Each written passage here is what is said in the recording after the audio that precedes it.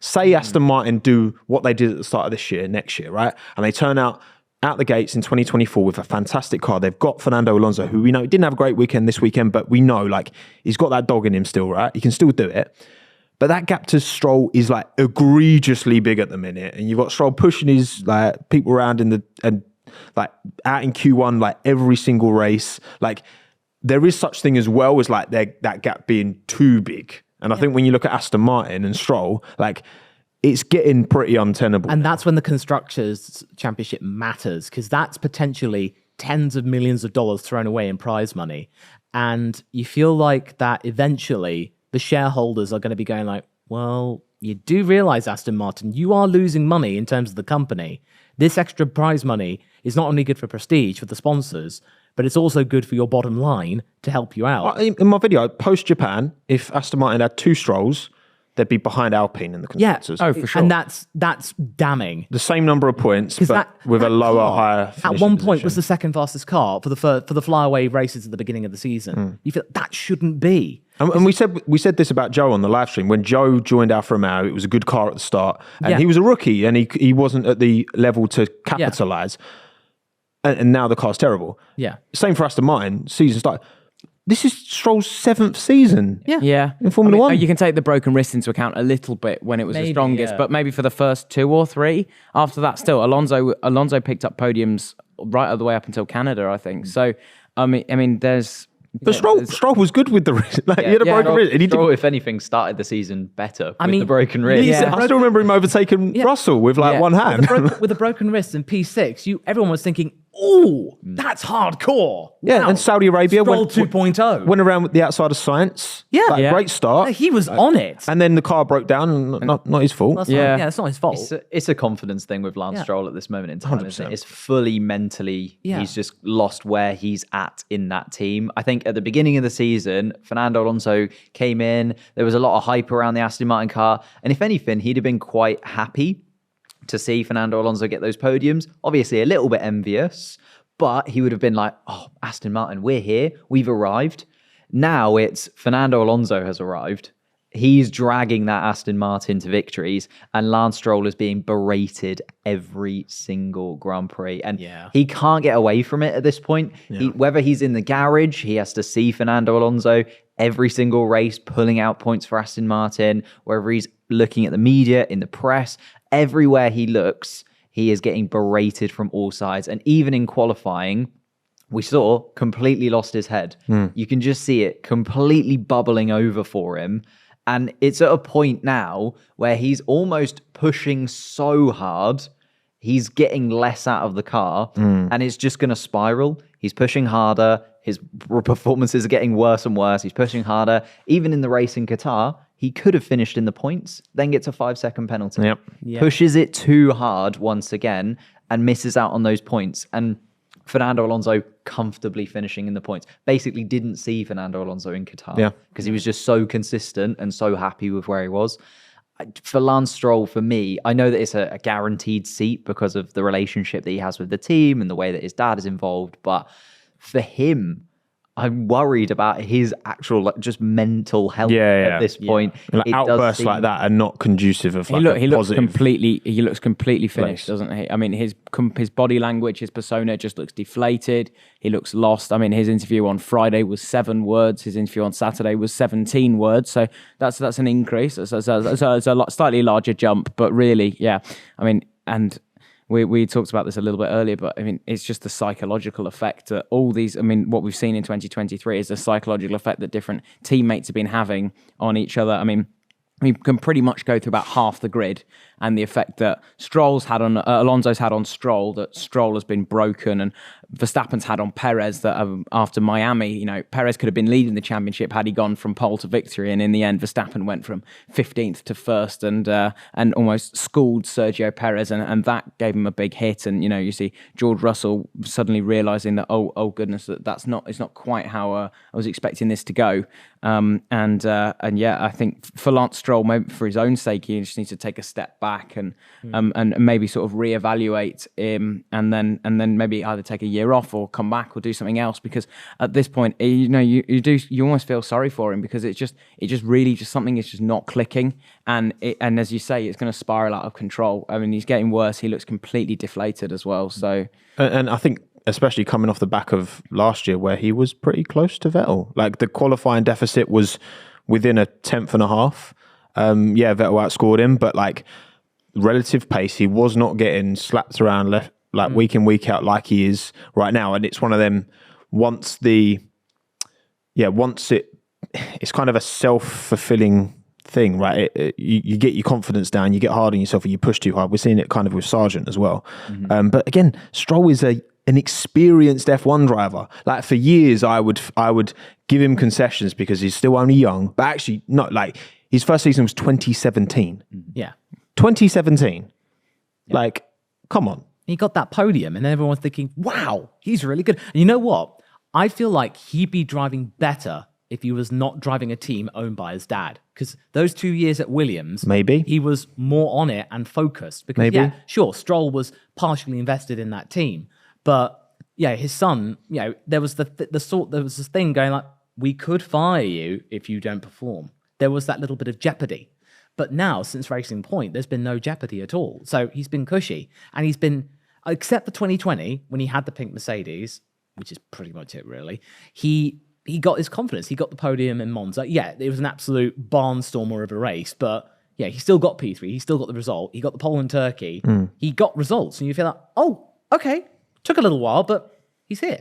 But then the Aston Martin years have just been like, where? Yeah. Where's he gone? I sometimes feel that the fact that he's been in Formula One for 7 years kind of plays against him, because he's had to witness George Russell come in, Leclerc come in, Norris come in, and all of the adulation go towards them. Oh, yeah. Lance Stroll's never had that. Like, even when he did get the pole position, it was just kind of a one-off. No one was like, this is the coming of Lance Stroll. Lance Stroll's now going to get linked to Mercedes or Red Bull. That's never really happened. Whereas he's seen George Russell come in and get a slot at a Mercedes. He's seen Lando Norris come in and become the number one at McLaren. He's seen Charles Leclerc come in and displace Sebastian Vettel. Like, he's been in there, and now is getting to the point where he was like, maybe he thought in a similar vein to Leclerc, when Vettel left Ferrari, Leclerc became the number one. Vettel left Aston Martin. Maybe Lance Stroll was like, right, this is my time. I'm going to be the number one here. And then the team were like, actually, we've got Fernando Alonso to come in, possibly one of the best racing drivers ever in the sport. Yeah. Look, and again, Lance used to be part of the Ferrari driver academy, didn't he? Young driver academy when he was younger. And back in the junior days, I can't remember what year it was, 2015, 16 maybe. He battered George Russell. Formula 3, wasn't it? Now, obviously, there's a lot of reasons that can happen, and I'm sure money helps, maybe buying new engines every round, blah, blah, blah. Right? So there's a lot of reasons in junior formula that money can disproportionately help you out in what is meant to be a spec series. But yeah, like, his career, like, he started early. He's had a lot of success in junior formula, and he took the opportunity that, let's not pretend that if any of us were the kids of billionaires and we wanted to go racing, we'd take that opportunity. Of course you would. You take what you can in life. So he's done that. In the same way I've said this about Perez, I'm just like, at this stage of Checo's career, carrying on, just getting absolutely destroyed by Max, and it's damaging his legacy. I think, because Checo's had some incredible moments in Formula One. You look at Stroll and it's just like, I don't know, this whole Aston Martin Le Mans project with the Valkyrie seems like a really sensible thing to just move him across. And, Felipe Drogovic, F2 champion, it took him 3 years, but I think he'd merit an opportunity and a chance. But I just, from an Aston Martin brand point of view as well, it almost, Lawrence Stroll bought the racing team first. He bought Force India, rebranded it to Racing Point. Then he bought Aston Martin, not just on his own, obviously, with a board of directors and all that, and different shareholders. But it feels like it gets to the point where seeing Lance and him being a talking point again and again just starts to damage the actual marketing brand power of Formula One, where it's just like, well, no, we just think of Aston Martin as the Strolls team. Well, no, Aston Martin is one of the most prestigious motor manufacturers in the world, and they want to grow it again. That's why they're doing Le Mans. That's why they're present in almost every single form of motorsport, Aston Martin. So, yeah, I just think that I would love to know what that relationship's like in terms of, not just personally, whatever. I'm just talking in terms of father-son relationship when it comes to motorsport. Like, after his outburst, like in qualifying, did they have a word? We don't know. We don't see that. But I would just be fascinated to know how that actually plays out behind closed doors, because everyone knows that Lance just he's not good enough. 7 years, he's not good enough. He shouldn't be in this. He shouldn't be there. The Le Mans project seems like the door, doesn't it? It seems like a way of allowing Lance Stroll an ability to make a step aside. It would be disappointing for him. I think he'd look back on his Formula One career. He's still got those positives. He's still got race results. Can't take them away from him. About. Yeah. And he's still got podiums that he can celebrate.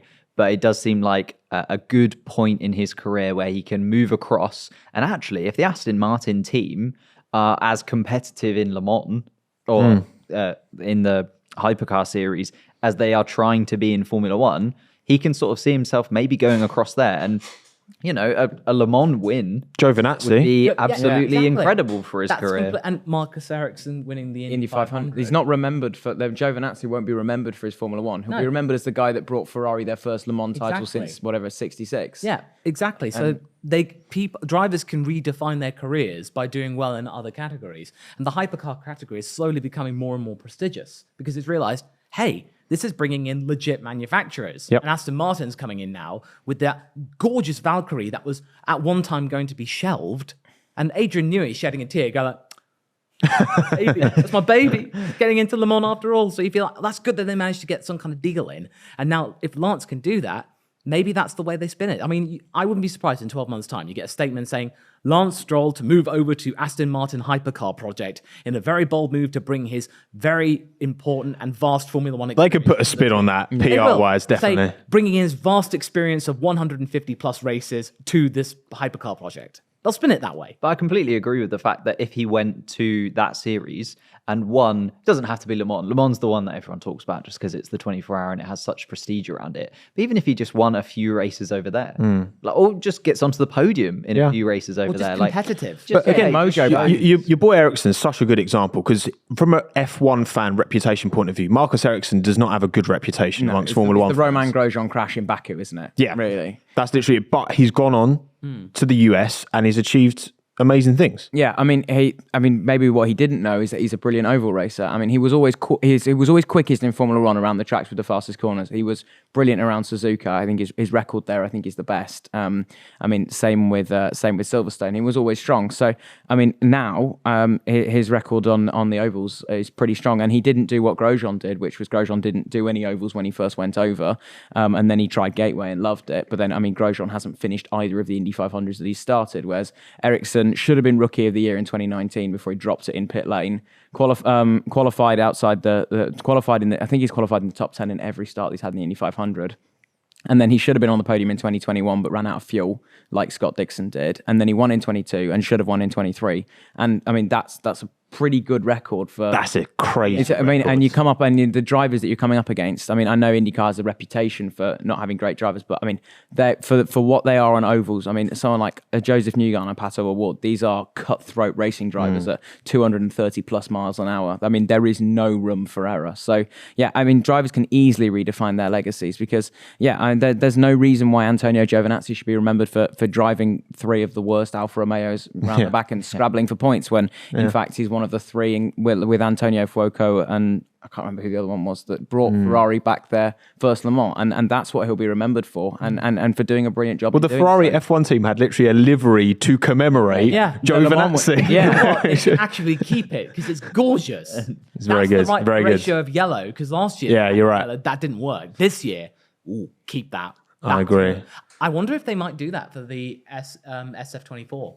If they do that, because it actually looks really good. And yellow's in their branding. Yeah. And it's just not they can have a consistent brand now. Yeah, so sure. I agree. I think it could look really nice. But also, like in terms of when we touched on kind of Sauber and Alfa Romeo, and I wanted to give them a little shout out because both drivers in the points, P8, P9, for Bottas and Joe, obviously helped by the Lewis losing position at the start. But we've talked about Audi coming in. They want to inherit a team. We still don't know what that team's going to look like in terms of name. We're assuming Sauber. Maybe they'll get a big title sponsor on. That would make sense. It's not been a great season for them, but this does put them back ahead of Haas now in the constructors, which there was a big opportunity for Hulkenberg to score points in the sprint. It didn't happen. And now all of a sudden, Alfa Romeo got 5-6 points, whatever it was, and are now ahead. So I think neither driver feels like that. It's hard because you can only relate drivers to each other. It doesn't feel like either of them are doing enough to really put their flag in the sand, but they've kept both of them for next year. That is true. I feel like Alfa Romeo at this point, especially this season, it's felt like they've almost been slightly invisible as a team. Yeah. A lot of the time in Formula One, you can grab the headlines for being amazing. You can also grab the headlines for being absolutely terrible. But we haven't really talked about Bottas or Joe, which doesn't mean it's bad that we haven't talked about Bottas and Joe, because they haven't been Sargent, Stroll, Perez levels of bad. Yeah. But they also haven't been Verstappen, Norris, Hamilton levels of good. They've just been very middling all season long. The fact that they finish above they might finish above Haas now in the constructor standings is great for them. But it does feel like this year has been a year where I want to say, not they haven't cared, but they know it's a transitional season.